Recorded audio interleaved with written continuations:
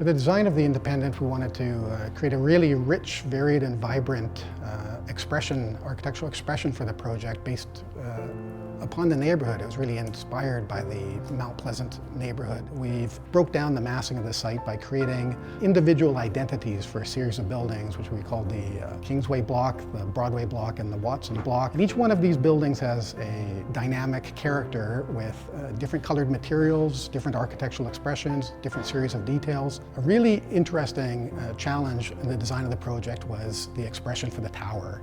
The plan is generated by the slashing diagonal of Kingsway across the site, and that created a triangular shaped building. And we've clad it with a series of different wood grain panels that rise up to a cascade of white cantilevered sub-penthouses, kind of a cascade of these penthouses up at the top that recall the snowy peaks of Vancouver with a treetop crown atop the building that's reminiscent of the height of the first growth forest that once covered the site.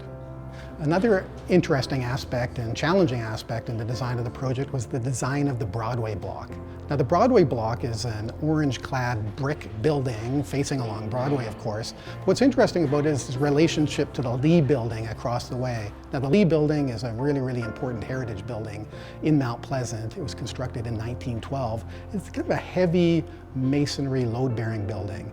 And what the Broadway block on the Independent does is it's got a very playful expression of a masonry collage. And we wanted to respect the presence of the Lee building with this playful expression with the Independent in this very, very creative and inspiring Mount Pleasant neighborhood.